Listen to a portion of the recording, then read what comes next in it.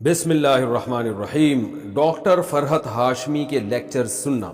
یہاں پر قرآن پاک کی تعلیم کا کوئی باقاعدہ ادارہ نہیں ہے۔ ڈاکٹر فرحت ہاشمی کی طالبات ہمیں واٹس ایپ گروپ پر قرآن پاک کی تعلیمات دیتی ہیں۔ کیا ڈاکٹر فرحت ہاشمی صاحبہ کے ترجمہ و تفسیر پر اعتماد کیا جا سکتا ہے یا نہیں؟ مسز عدیل اسپین سے۔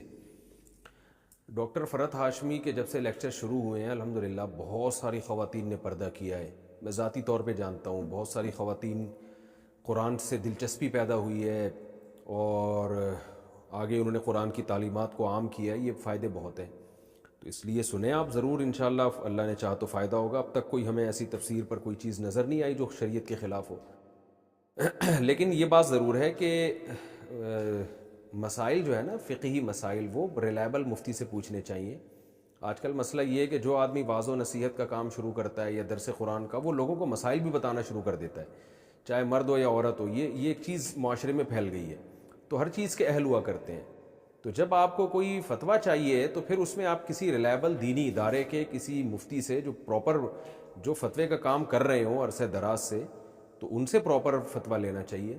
مسائل کے معاملے میں کسی بھی صرف مذہبی اسکالر ہونا کافی نہیں ہے، کوئی بھی ہو، فرحت ہاشمی کی بات نہیں کر رہا، کوئی بھی ہو، صرف اسکالر ہونا کافی نہیں ہے۔ وہ اکثر ہم نے دیکھا ہے لوگ اس میں غلطی کرتے ہیں۔ ایک مشہور اسکالر ہیں، درس قرآن دیتے تھے، وہ ایک صاحب مجھے ملے اور کہنے لگے قسطوں کا کاروبار کیسا ہے؟ میں نے کہا جائز ہے بالکل، ایک چیز کیش پہ مہنگی ہوتی ہے اور ادھار پہ کیش پہ سستی ہوتی ہے، ادھار پہ مہنگی ہوتی ہے۔ انہوں نے کسی اسکالر کا نام لیا کہ وہ تو بڑا اچھا درس قرآن دیتے ہیں، انہوں نے کہا یہ بالکل ناجائز ہے۔ تو میں نے کہا نہیں، ایسا نہیں ہے، وہ اسکالر تھے اپنی جگہ، درس قرآن بھی اچھا دیتے تھے، مسائل کا علم نہیں ہوتا، ہر چیز کے ایک اہل ہوا کرتے ہیں۔ تو یہ جو قرآن مجید میں آتا ہے احل اللہ البیع وحرم الربا، کہ مشرکین نے کہا کہ انما البیع مثل الربا، جب سود حرام ہوا ہے نا تو مشرکین نے کہا یہ جو بیع ہے، خرید و فروخت، یہ بھی تو سود جیسی ہے۔ تو بعض مفسرین نے لکھا ہے کہ وہ قسطوں کی کاروبار ہی کے بارے میں مشرکین نے اعتراض کیا تھا کہ اگر آپ سود کو حرام دیتے ہیں تو قسطوں پہ بھی تو چیزیں مہنگی بکتی ہیں۔ تو اس کے اللہ نے کیا جواب دیا؟ احل اللہ البیع، بھائی وہ خرید و فروخت کا معاملہ ہو رہا ہے، وہ جائز ہے، اور سود کا معاملہ وہ حرام ہے۔ تو اللہ نے فرق رکھا ان میں، ایک کو حلال قرار دیا، ایک کو حرام قرار دیا۔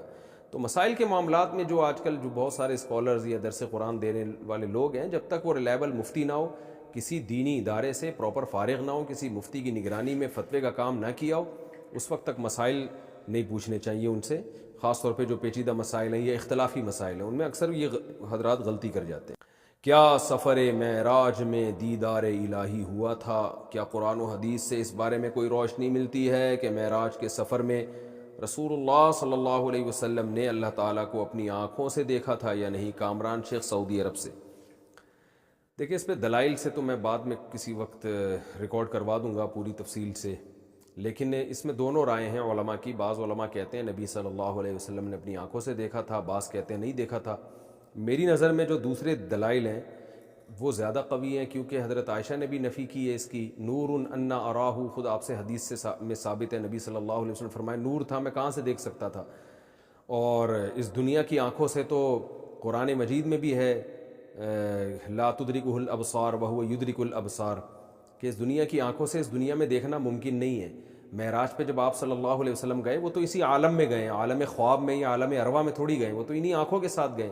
بہرحال دوسری طرف بھی دلائل ہیں، لیکن میری رائے میں زیادہ قوی دلائل اس طرف ہیں کہ دیکھنا ثابت نہیں ہے۔ حضرت موسیٰ علیہ السلام نے خواہش ظاہر کی تھی، مگر یہ کہ اللہ تعالیٰ نے پہاڑ پہ تھوڑی سی تجلی ظاہر کی اور موسیٰ کو بتا دیا، کلیم اللہ کو، لن ترانی یا موسیٰ، تو نہیں دیکھ سکتا مجھے کسی قیمت پہ، لن ترانی کو ہرگز یہ ممکن نہیں ہے۔ تو آخرت میں دیدار ہوگا اللہ تعالیٰ کا اور ہم ان آنکھوں سے دیکھیں گے۔ اس وقت جو اللہ ہمیں آنکھیں دیں گے اس میں اتنی طاقت ہوگی کہ وہ اللہ کے دیدار کو برداشت کر سکیں۔ دنیا کی آنکھوں سے دیکھنا قرآن و سنت سے پتہ چلتا ہے کہ یہ ممکن نہیں ہے، لیکن بہرحال اگر کوئی دوسرا قول بھی اختیار کرتا ہے، اس کی رائے میں وہ زیادہ قوی ہے، تو اس میں گورنمنٹ کی طرف سے کوئی پابندی نہیں ہے۔ ان چیزوں میں ہمیں لڑنا نہیں چاہیے۔ اور یہ بھی ہے کہ میں نے ایک دفعہ پہلے بھی اس پر بیان کیا تھا کہ میں نے جو دلائل دونوں طرف پڑھے ہیں تو میرا اپنا رجحان اسی طرف ہے کہ دیکھنا ثابت نہیں ہے۔ تو بعض لوگوں نے گستاخی کا فتویٰ لگا دیا میرے اوپر کہ ان کو تو پتہ نہیں معاذ اللہ نبی سے کیا، معاذ اللہ ان کو تو نبی سے محبت ہی نہیں ہے، یہ تو نبی کی فضیلت کے ہی قائل نہیں ہے۔ وہ بھائی نبی کی فضیلت جو قرآن و سنت سے صحیح احادیث سے ثابت ہوگی، نبی نے بتایا ہوگا، ہم اس کے قائل ہوں گے نا۔ اگر میری رائے میں کوئی بالکل بے غبار اور واضح حدیث نہیں ہے اس بارے میں، دیدار کے بارے میں، تو اس میں توہین کی کہاں سے بات آ گئی؟ ہم نبی کی فضیلت کے قائل ہیں، سب سے بڑی فضیلت آپ کی، آپ اللہ کے پیغمبر ہیں، آپ اللہ کے رسول ہیں، آپ اللہ کے سفیر ہیں، اور ایسے سفیر کہ آپ صلی اللہ علیہ وسلم نے فرمایا لو کان موسیٰ حیا لما وسعہ الا اتباعی، آج موسیٰ بھی زندہ ہو جائیں تو مجھے فالو کیے بغیر نجات نہیں ہو سکتی ہے۔ کتنی بڑی فضیلت ہے۔ تو جو فضیلتیں ہمارے نبی کی ثابت ہیں وہ خود اتنی بڑی فضیلت ہیں کہ اس سے بعد اگر کوئی کسی ضعیف حدیث کی بیس پہ یا ایسی حدیث جو واضح نہیں ہے اس کی بیس پر اس روایت سے ثابت ہونے والے مضمون کا اگر کوئی انکار کر دیتا ہے تو اس سے پیغمبر کی توہین کا کوئی پہلو نہیں نکلتا۔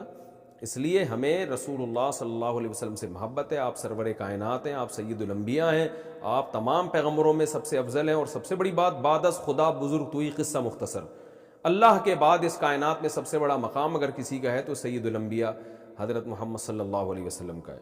تو یہ فضیلت ہے۔ تو اگر کوئی ان بیسس پہ انکار کرتا ہے کہ بھئی دیکھنا ثابت نہیں ہے تو کم از کم اس پہ توہین کے فتوے نہ لگایا کرے۔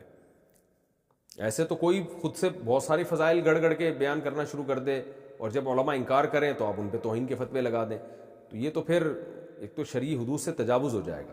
بہرحال مسئلہ اختلافی ہے، میں نے کہا کہ دوسری طرف بھی علماء کی رائے موجود ہے، تو اگر کوئی وہ رائے رکھتا ہے تو اس میں کوئی حرج نہیں ہے۔